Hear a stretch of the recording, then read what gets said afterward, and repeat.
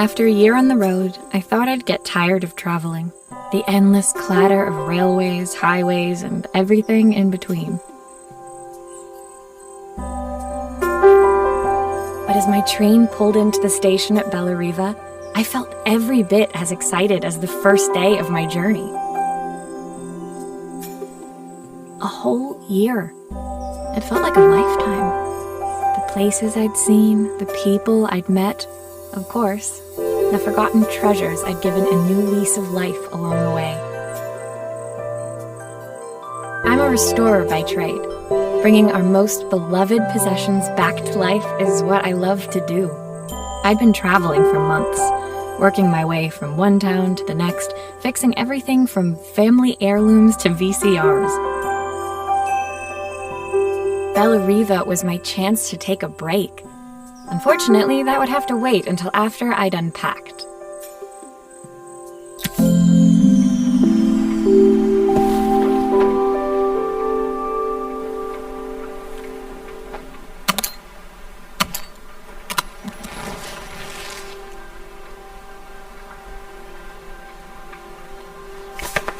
My passport.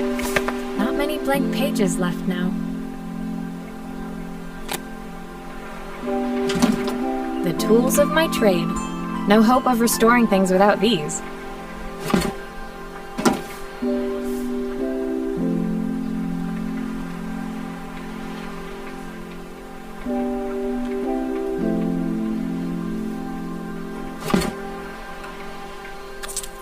I saw a guitarist wearing these at a show once. Rock and roll repairwoman, at your service.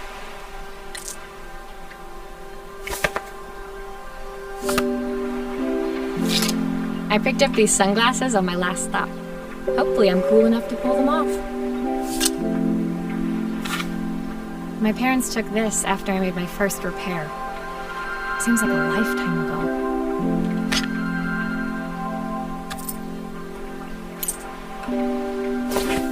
My favorite overalls. These will never go out of style.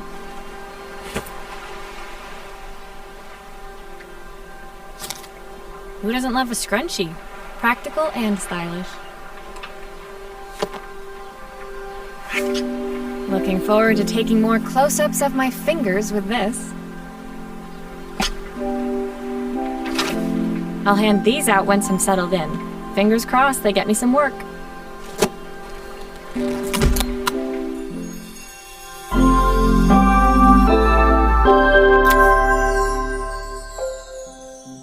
Finally, I'd made it to Bellariva. I'd come for the food festival, taking place in a few days' time. After living off TV dinners and instant ramen for the last few months, I was craving a decent meal. Of course, I'd need to earn enough money to pay for it, so I figured I'd head out the next day and find some work. My parents never wanted me to go. They wanted me to stay in their shop and have a simple, stationary life. I knew there was a world out there, beyond the four walls of our antique store, that I had to be a part of. I daydreamed constantly about the weird and wonderful places each of our antiques came from. I loved figuring out their stories, revealing the memories hidden beneath the screws and wires. My story in Bellariva began with a little girl, and a voice she was longing to hear.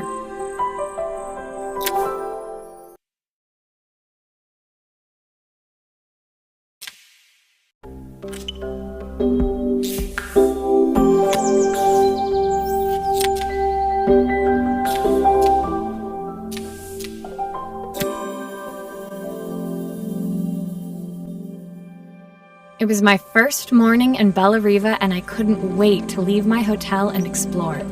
It was a quiet town, its streets and alleyways basking peacefully in the hot morning sun. In the main square, meanwhile, preparations were underway for the festival in a few days' time. As I handed out my flyers, I wondered what the people of Bellariva would need me to fix. So far, everything here seemed perfect. I was starting to worry I'd made a mistake when I felt someone tapping me on the back. Hi, I'm Izzy. Do you know how to fix things? It was a little girl, maybe 7 years old, who must have gotten hold of one of my flyers.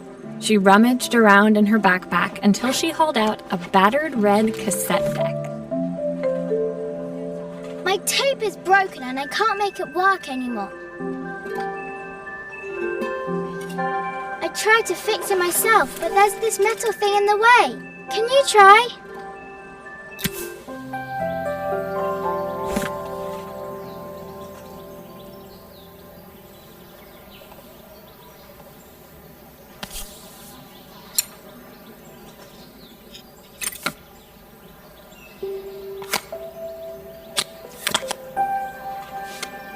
Aha! Those batteries look like they need replacing. Luckily, I have some spares.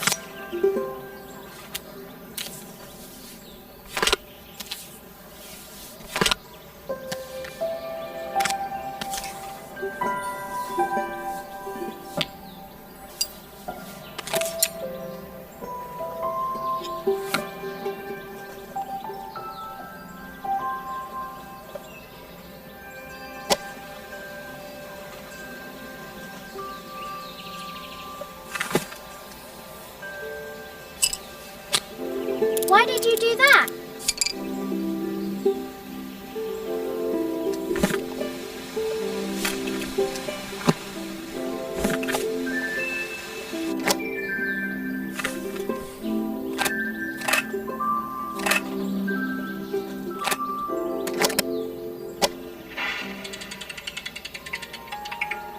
Will you dream a dream for me?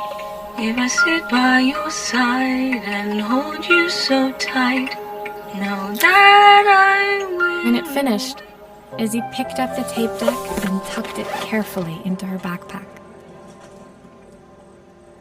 Thanks, Maria. You're the best person at fixing things ever. No problem.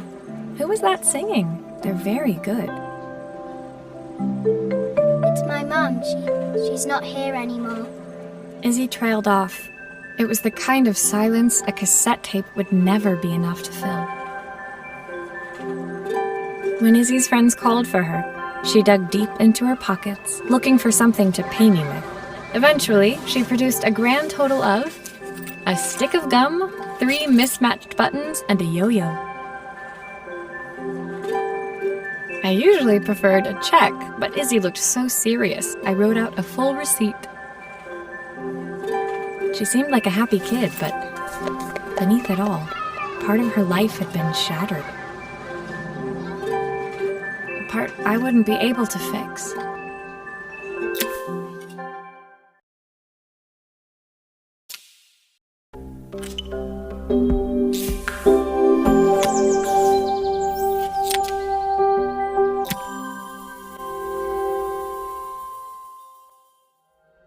My first repair complete, I spent the rest of the day doing small jobs in and around the square.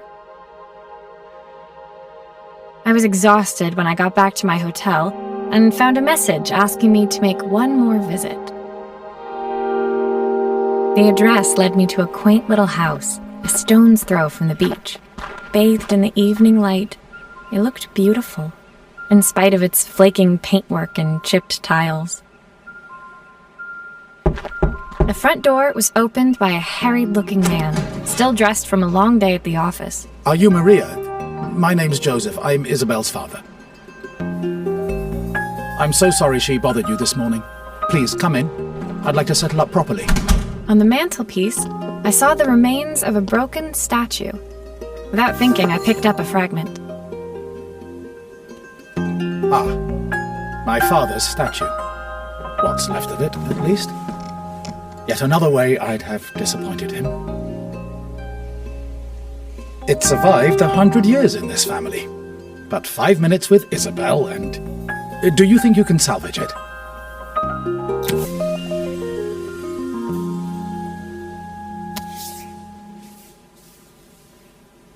Will you be able to see the glue afterwards? I don't want people seeing the cracks.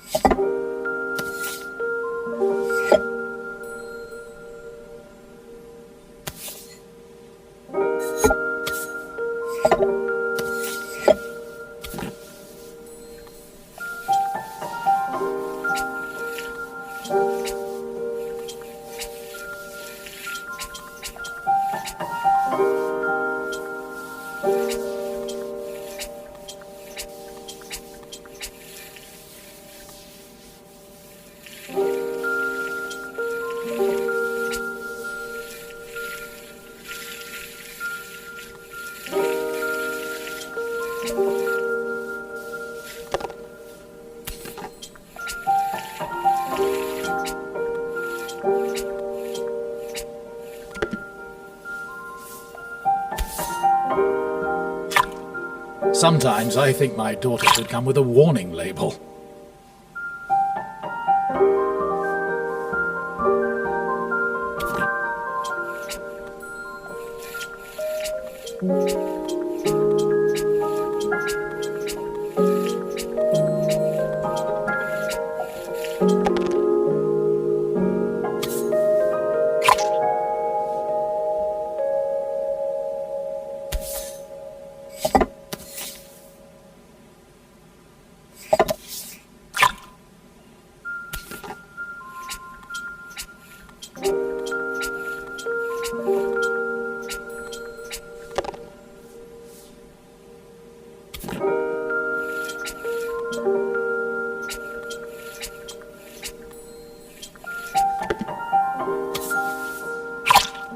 Is this glue really strong enough to hold everything together?